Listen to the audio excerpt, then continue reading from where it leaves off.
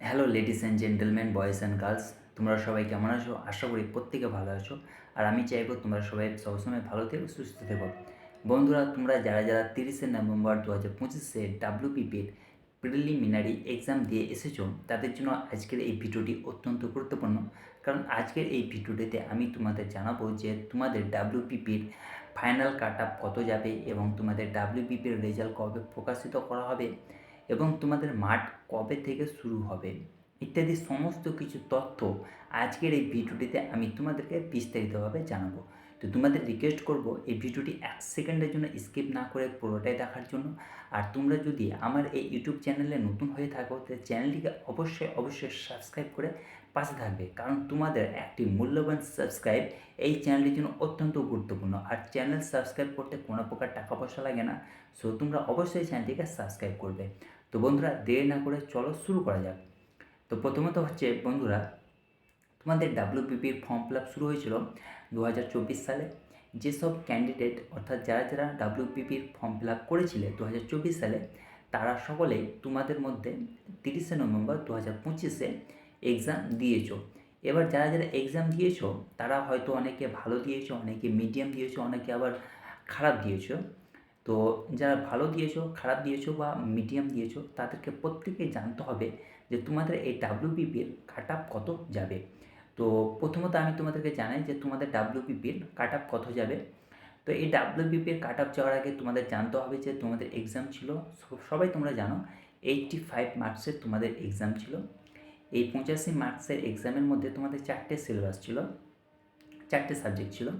একটা হচ্ছে ম্যাথামেটিক্স, যার মার্কস ছিল 25, তারপর হচ্ছে রিজনিং, যার নাম্বার হচ্ছে 25, আর হচ্ছে 25 নাম্বারের তোমার জিকে, আর 10 নম্বর হচ্ছে ইংলিশ। এই 4টে সাবজেক্ট মিলে তোমাদের টোটাল 85 নাম্বারের এক্সাম হয়েছিল। তো যারা যারা এই এক্সাম দিয়েছো তাদের কাট অফ কত যাবে আমি তোমাদেরকে বিস্তারিতভাবে জানাচ্ছি এক এক করে।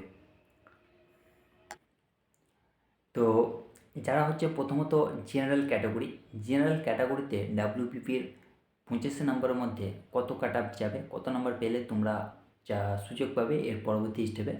তো যারা জেনারেল ক্যাটাগরিতে রয়েছে তারা যদি 50 থেকে 55-র মধ্যে নাম্বার পেয়ে থাকে, তাহলে কিন্তু তোমরা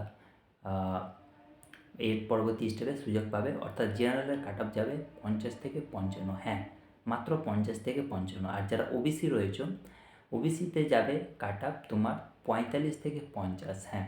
ওবিসি যারা ক্যাটাগরিতে রয়েছে তারা কিন্তু 45 থেকে 50-এর মধ্যে কাট অফ যাবে। আর যারা এসটিদের কাট অফ যাবে 40 থেকে 45।